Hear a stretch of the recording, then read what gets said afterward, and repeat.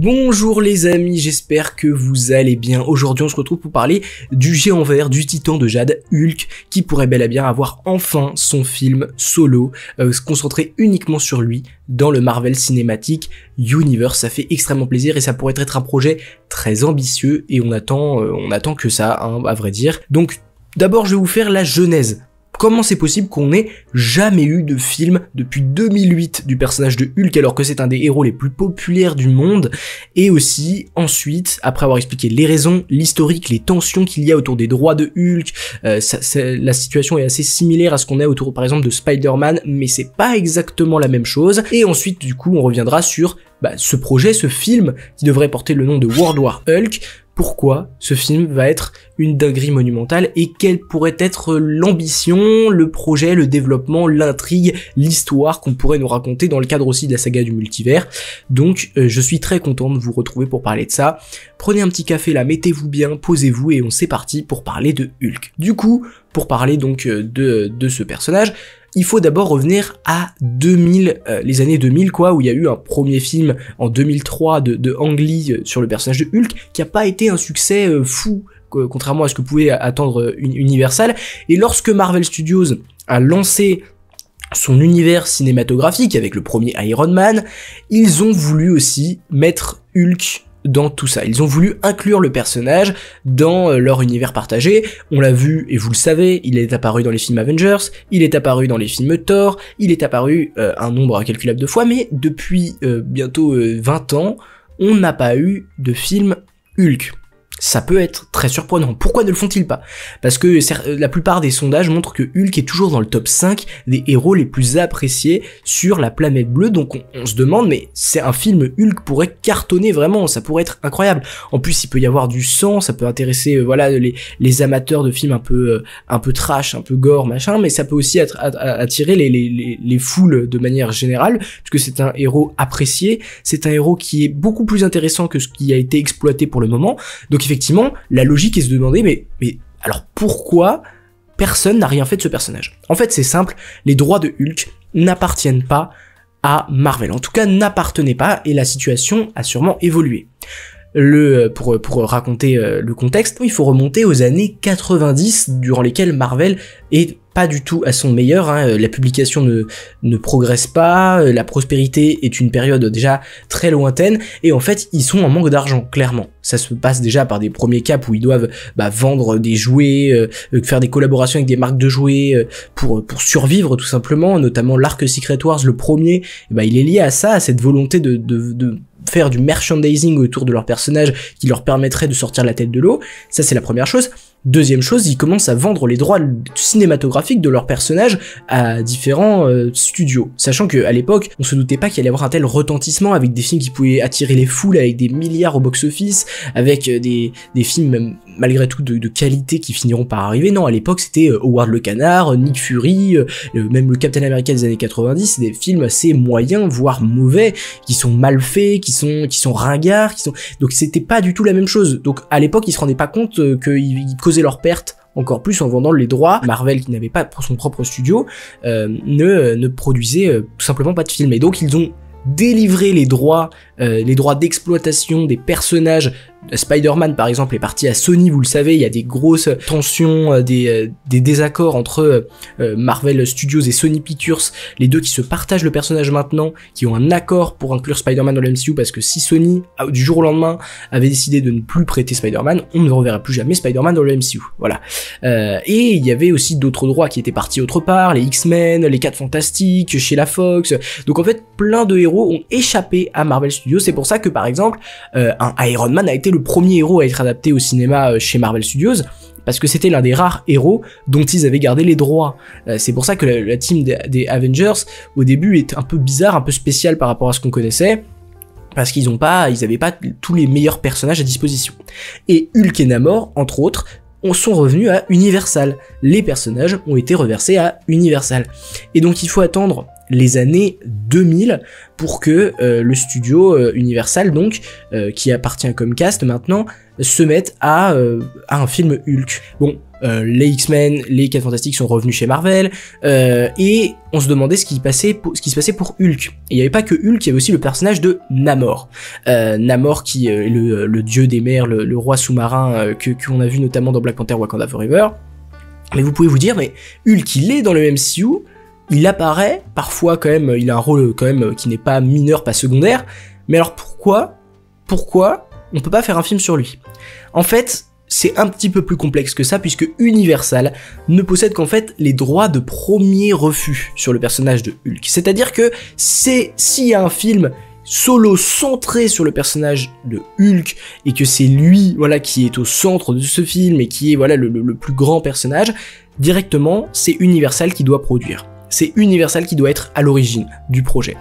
En fait, Marvel peut utiliser le personnage de Hulk à sa guise si le personnage ne prend pas trop d'importance. Au bout d'un certain impact sur le projet, Universal rentre dans la coproduction. On peut même empêcher le projet de voir le jour. Et en fait, depuis 2008, où il y a eu un film, L'Incroyable Hulk, avec Edward Norton, qui a vu le jour, on se disait, mais pourquoi ça n'arrive pas? En fait, la logique, elle est simple. Le film n'a pas tant cartonné que ça. C'est un des pires beats du MCU, en fait.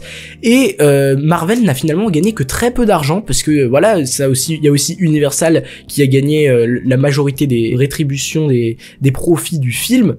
Donc, il y a eu des grosses mésententes entre Marvel et Universal, parce que Marvel voulait le personnage. Il aurait pu y avoir des négociations à l'amiable, par exemple, pour que Disney rachète les droits de production de Hulk. Il aurait pu y avoir aussi des partages de bénéfices, mais en fait les studios ne s'entendaient tout simplement pas.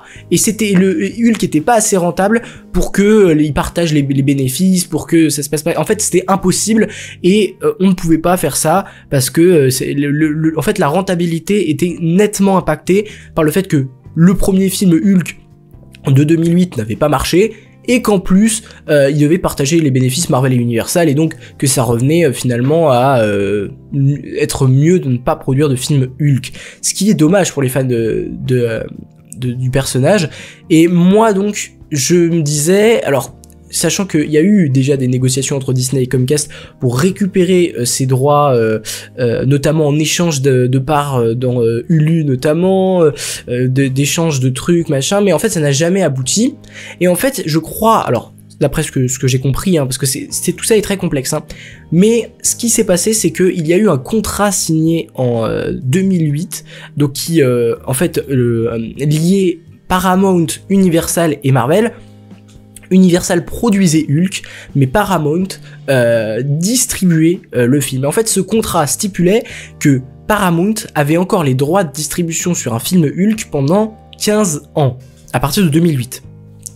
Et en fait, ce contrat liant Universal et Disney et Paramount, dès que le contrat est en vigueur, il est impossible de négocier quoi que ce soit, puisque ce contrat va à expiration, et donc pendant 15 ans, c'est soit Universal fait son film produit par Paramount et qui peut impliquer Marvel, soit il y a rien autour du personnage de Hulk. Donc en fait, on a eu le Hulk, mais si vous avez bien compris, que dans des rôles très secondaires. Dans les films où il apparaît, il n'a jamais le rôle principal, il est même... Quoique, il est assez présent dans Thor Ragnarok, mais si vous regardez son temps d'écran, il est plus faible par exemple que celui de Thor, on va pas se mentir. Il apparaît aussi dans les films Avengers, mais c'est même pas dans le top 3 des plus grands héros, là où par exemple on appelle ça le Big 3 des comics, avec Wolverine, Spider-Man et Hulk, qui sont clairement les personnages qui ont le plus attiré, qui ont eu le plus de grandeur. Hulk, c'est vraiment le personnage, quoi, enfin c'est une des grandes égéries, si on peut dire, de la marque Marvel, en tout cas dans les comics, et donc tout le monde attendait, depuis quelques années, la hype monte autour d'un projet Hulk. Alors, le personnage, faut quand même se rappeler que le personnage est devenu Prof Hulk, une espèce de mélange entre Bruce Banner et Hulk, qui est très mauvais, clairement, qui ne retranscrit pas du tout les démons intérieurs, le côté Dr. Jekyll et Mr. Hyde, voilà ce côté un petit peu dualité, double personnalité, qui était très intéressante chez Hulk. Ça c'est mis de côté, le personnage est humoristique, le personnage est ridicule, tout ça. Donc nous, ce qu'on attend, c'est un projet qui remet Hulk au centre, mais pas que, qui en fait une menace majeure, un personnage enragé, la folie. C'est pour ça qu'en fait, on avait l'idée d'un film World War Hulk, un film adapté du comics de 2006-2007 où Hulk est banni sur la Lune parce qu'en fait il a voulu détruire la Terre, enfin bref c'est assez compliqué, et du coup il revient plus enragé que jamais parce qu'il en veut aux Illuminati, aux Witchers, Doctor Strange et tout ça, parce qu'il les accuse d'avoir fait exploser son fils, a organisé un attentat qui aurait causé la mort de sa femme et de son fils, ou je crois juste de sa femme. Bref, il est totalement destructeur, on ne l'arrête plus, son but, tuer les Illuminati. Il revient sur Terre et il veut en découdre, et c'est vraiment un run qui glorifie Hulk, qui le rend grand, musculeux, et hyper effrayant en fait, et du coup c'est ça qu'on voulait comme retour, en tout cas dans la même rengaine, dans la même idée, dans la même ambiance, et faire revenir Hulk dans une force destructrice qui serait incroyable. Or le contrat qui était de 15 ans distribué par Paramount est arrivé à expiration en juin 2023. À partir de ce moment-là, il y a eu quand même des rumeurs qui se sont multipliées autour d'un développement d'un projet Hulk, plus spécifiquement World War Hulk, avec l'implication de tous les Hulk qu'on verrait dans le MCU. Et bizarrement, il y en a de plus en plus. Il y a le fils de Hulk, Scar, qu'on voit dans She-Hulk elle-même. Il y a Toad, donc qui est Hulking. Bon, enfin bref, j'aime pas trop parler de She-Hulk, mais il y a l'Abomination. On va avoir Amadeus Cho qui va arriver dans Captain America 4. On va avoir Red Hulk dans Captain America 4. On va avoir de plus en plus de personnages liés à Hulk. Et en fait, on nous a appris, donc Daniel RPK et les différents leaks, parce qu'il y a eu des projections tests du film qui teaseraient, selon Daniel RPK, ce célèbre scooper qui donne souvent des vraies informations, la scène post-générique mènerait maintenant à un film World War Hulk, un petit peu lié à la saga du multivers.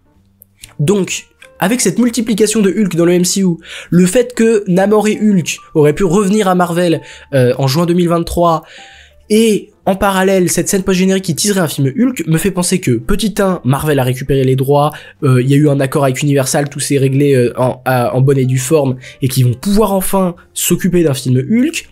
Deuxième chose, que la préparation est enclenchée déjà depuis 2022.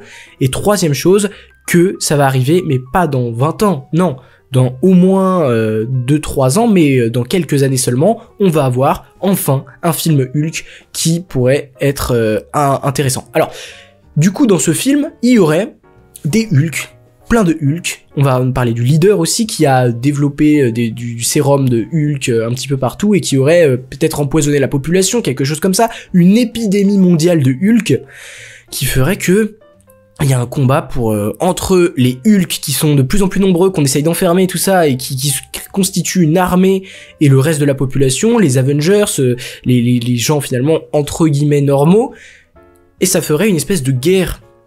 Alors une guerre civile non, mais une guerre mondiale de Hulk. Que faire de Hulk? Comment empêcher sa propagation? Comment empêcher sa rage et tout ça? Ça serait juste un truc parfait, quoi. Un truc parfait, et qui, nous, fans de Marvel, nous ferait très plaisir. Donc, le fait que le film Hulk arrive, ça c'est quelque chose d'incroyable. Moi, je pense personnellement que ce sera après Secret Wars, mais on va dire pourquoi pas avant, c'est-à-dire en 2026 ou 27.